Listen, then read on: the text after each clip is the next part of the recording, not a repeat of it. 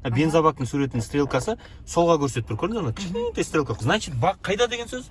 Сол жақта деген сөз. Ал стрелка оңға көрсетсе, бак оң жақта деген сөз. Ендігі кезекте қазір мен газ дегенде газ басамыз, тормоз дегенде тормоз басамыз, накат дегенде аяқ тормоздың үстінде тұрады, бірақ тормозды баспайсыз. Хорошо? Басамыз тормозды. Жібереміз тормозды. Енді былай газ, тормозды қимылдатып көріңізші. Келесі кезекте қазір біз Құдай қаласа сізбен жүреміз. Жүру үшін бізге бірінші қауіпсіздік белбеуін тағу керек. Тағыңыз ременіңізді. Осы ременге қатысты өте бір маңызды ақпарат бар сізге. Енді қараңыз, көп қыздар осылай тағып алады да, ремень бар ғой, мойынды бүйтіп қылғындырып тұрады мына жерде. Мына жерге қараңызшы бұрыл. Мына кнопканы көрдіңіз бе, мына кнопканы? Осыны төмен басыңыз да түсіріңіз төмен қарай. Басыңыз кнопканы.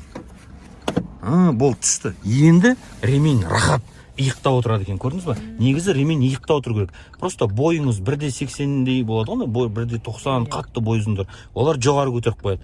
Енді жүру үшін не істеу керек бізге? Дыға саламыз дейсіз ба? Дыға салмаймыз. Неге десеңіз, мынау не бізде? Ручник, ручной стояночный тормоз. Тұраққа қойғанда тежеуіш. Бұл не үшін керек вообще? Ой, жерлер болады ғой. Сол жерге барған кезде тартып қояды, чтобы машина. Молодец, өте дұрыс айттыңыз. Бұл бүйтіп тартылған кезде мына жақтан қызыл бірдеңе жану керек. Немесе леппелік ана отыр. Біреулерінде брейк деген жазу шығады. Кнопканы баспаймын, просто тартам. Түсіретін кезде өзіме тартам, кнопканы басам, жіберем. Яғни машинаны қырға немесе сайға қойып қойсаңыз, мынаны тартып қою керек. Коробка передачаға нагрузка болмас үшін. Егер де біз кәдімгі тіке қыратты жерде тұрсақ, түзу жерде, бұны тартып әуре болудың қажет жоқ. Қан тартып көрейікші. Кнопканы баспаймыз. Молодец болды. Енді түсіріп көрейік. Көтеріп атып басып қаламыз. Молодец. Түсінікті ғой да? Енді қараңыз, ручник түсірулі, бәрі әдемі. Неге біз жүре алмаймыз деген сұрақ сізге. Өйткені сіздің пассажиріңіз, яғни мен ремень тақпағанмын. Ой, молодец. Енді айтыңыз, ремень тағып ал деп. Молодец. Ремень тағып алыңыз. Қорықпаңыз, айта беріңіз, түсе алмаймын. Ремень тақ. Ойбай, сымылына барсайын деп. Міне, енді ремень тағып аламыз. Неге менің ремень таққанымды сіз қадағалайсыз деген сұрақ. Өйткені ременьді фиксировать ететін камералар бар екен. Астананың өзінде 3 камера бар. Ремень, фара, телефон түсіретінші. Вот. Сол себептен ремень тағу керек. Өзіңіздің қауіпсіздігің үшін де ремень тағу керек. Және қазір ана повороттан бізде полиция қызметкерлері ұстап алса, штрафты кімге салады? Маған ба, сізге ма? Мен ремень тақпай отқан үшін сізге салады штраф. Сол себептен менің ремень таққанымды да сіз қадағалауыңыз керек. Ал бисмиллахи-рахмани-рахим, жүруге дайынбыз. Тормоз басамыз. Молодец. Дыға саламыз, плавно ауыстырамыз. Осы дыға осы жерге қарамай, мына жерге де қарауға болады. Мына жерден көрсетеді дыға салған. Анан қарашы, па деп тұр ғой. Мына кнопканы басамыз. Қолымыз мұнда қоямыз. Кнопканы басамыз. Дыға саламыз. Н, қараңыз, Р. Тормоз басамыз до конца. Тормоз жібермеңіз. Ой, молодец. Міне Д. Көрдіңіз бе Д-ны? Ана жерге қараңыз. Міне Д деп тұр. Салынды дыға. Түсінікті ғой да? Ал, енді тормоз жібереміз. Жаймендеп алға жүре береміз. Кеттік. Газ бере береміз. Қазір мен тоқта дегенде плавный тормоз береміз. Тоқтаймыз. Тоқтаймыз. О, бәрекелді. Жақындап тоқтаймыз. Екі дөңгелегіне, алдымыздағы автокөліктің жақындап тоқтаймыз. Екі дөңгелектің астынан асфальт көрмеу керек. Тек қана капоттың алдында как будто бит дөңгелегіңіз тұрған сияқты тұру керек қой. Хорошо? Ол дистанция не үшін керек сізге? Мына автокөлік өшіп қалса, оны айналып өту үшін керек. Осы екі доңғалақ деген дистанцияны екі жағдайда қысқартуға болады. Пробка кезінде және поворот кезінде. Хорошо? Оң жақта сап-сары знак тұр. Анау не қылған знак? Сап-сары знак оң жақта. Главный дорога. Молодец, дұрыс айтасыз. Кеттік, ақырын газ бере береміз. Не үшін тұр ол главный дорога деген знак? Қалай ойлайсыз? Главный дорога бізде, егер де бағдаршам жұмыс жасамаса, және регулировщик болмаса, сол кезде сіз главныйсыз. Сол үшін керек бізге. Тормозды өте плавно асықпай басамыз. Қолмен иықты бос ұстаймыз. Бір 5-ші класс, 6-ші класста точно бір күреске барған сияқтысыз ғой сіз, руль ұстауыңызды тоқтаймыз. Мына өткізіп жіберіңіз. Жақсы жігіт, приор айдайтындар вообще красавчик болады. Менің өзім приор айдағам. Жақындап тоқтаймыз. Мама, гаишник келді, тығыламыз дейсің. Мына жігітті өткізіп жіберіңіз, иә?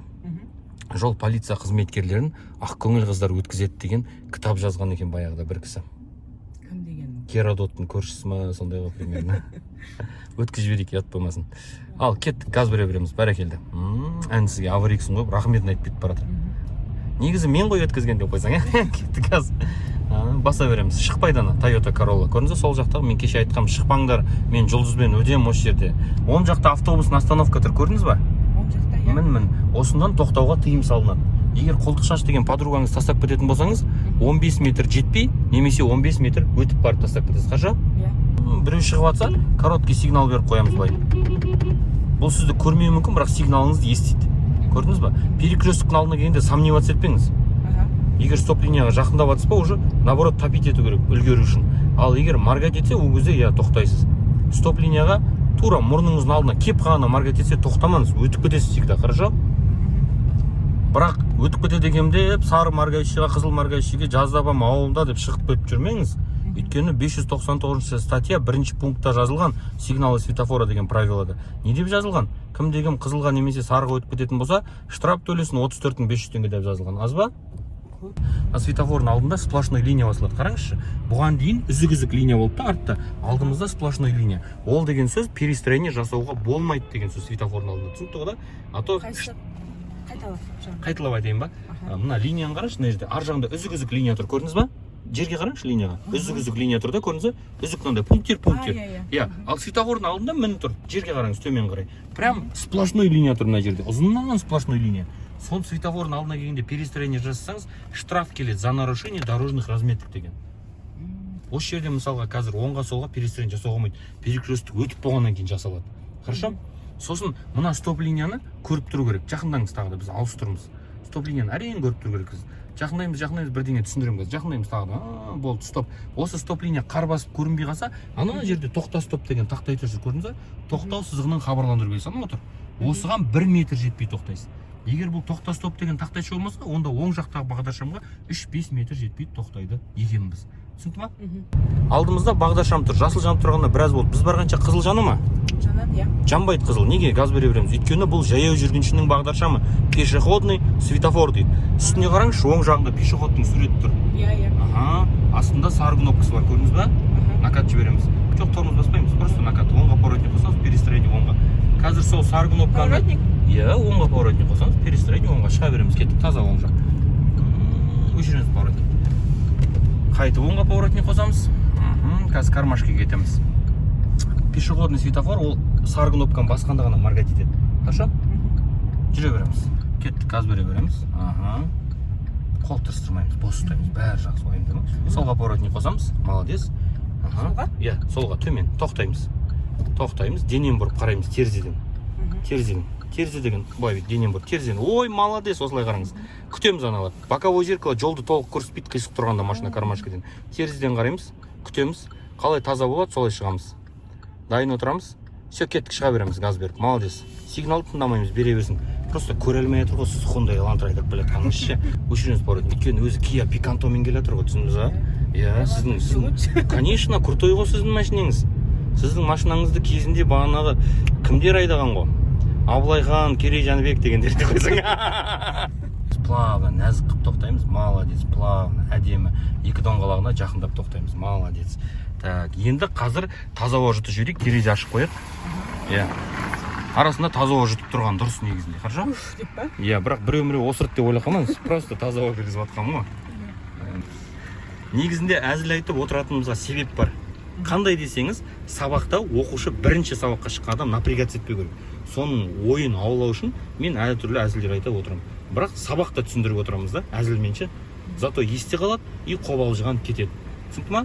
Ой, молодец, кеттік, газ бере береміз, плавно. Сұрақ сізге, гороскоптан несіз? Близнецы. Менен сұраңызшы, кімсің деп гороскоптан? Сұраңызшы. Кімсіз? Мен гороскоптан разворот запрещен, және поворот налево запрещен. Деп қояды. Кім тапсырмас еді сценарий бойынша? Сіздің тапсырмаңыз ғой, кім тапсырмас дегеніз? Мен сізге ғана мәңгілік елде жүргенде айттым ғой. Енді жүру бағдарын тыйым салатын белгілерді көрсеңіз, маған айтып отырасыз дедім. Иә, өз-өзіме тапсырма қойып алған сияқтым бар ғой. Жаңағыдай ғой. Қайтып мен кінәлі оқалым ба? Анау оң жақта автобустың остановкада автобус тұр, көрдіңіз ба? Қазір ол бері қарай шығатын болса, мысалы сіздің полосаңызға или өз полосасына шығатын болса, но егер сіз бірмен келе жатсаңыз, ол сізге шығатын болса, сіз оны өткізуге міндеттісіз. 18-3 деген пунктта жазылған ол, түсінікті ғой да? Қай жаққа, мына жаққа да? Иә, сіз мысалға бұл жақ автобусный ғой. Автобусный емес болса, сіз жүру мүмкінсіз оң жақпен. Сіз жүріп келе жатқанда автобус сізге шығып келе жатса, сіз оны өткізуге міндеттісіз, хорошо? Өйткені 18-3 деген пунктта жазылған. Если автобус начинает движение от обозначенного места остановки, водитель должен уступать дорогу деп жазылған. но при этом водители автобусов, троллейбусов должны убедиться, что им уступает дорогу деген. Бірақ бұл правило тек қана қалада ғана жұмыс жасайды. Трассада ондай нәрсе жоқ, трассада ол сізді өткізеді. Түсінікті ма? Оң жақта автобустың остановка тұр. Сол үшін мынау кетіп бара жатқан машина қате жасап жатыр алдымыздағы. В общем, автобусымен жүруге болмайды. Міне, молодец, бізді подрезать етті, красавчик, өркеннің өсін деп қоясың ба? Автобусымен жүргендер негізі әтәт қылады камера. Хорошо? Иә, әтәт деген не екенін білесіз ба? Каспий голдқа штраф келеді. Сол әтәт болады, иә. Накатпен жібереміз, ақырын тормоз бергеннен аламыз. Тағы біреу бізге сигнал береді. Қараңызшы, алда қызыл жанып тұр. Қызылға ұшып қалай келеміз біз? Қызылға тек қана ақымақ қана газ береді. Және кейбір оқушылар. А біз газ бермейміз. Ал арттағылар сигнал беріп жатса, ол тағы көре алмай жатыр сіз немен келе жатқаныңызды, Hyundai Elantra'мен. Түсіндіңіз ғой да? Иә. Сосын сәл арасында күліп отырыңызшы, түріңізді андай жаман, серьезно, қатайып отырған бір Джордж Буш ұқсап ше. Ол деген ел басқарған адам. Сіз әшейін машина айдап отырсыз. Жетіп тоқтаймыз, плавно. Жақындаймыз стоп линияға. Сөйтеміз да тоқтаймыз. Жетеміз, жақындаймыз. Болды, бәрекелді. Стоп. Сұрақ. Енді сабақ почти бітіп қалды, құдай қаласа.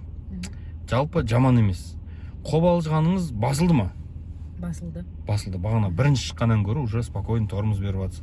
Қорықпайсыз. Тағы не? Түсінікті ғой да, жалпы? Жаман емес. Осыдан 5 жыл бұрын автокөлікке отырғасыз, содан бері міне енді отырып тұрсыз. Бүгін бірінші күн. Ұнады ма?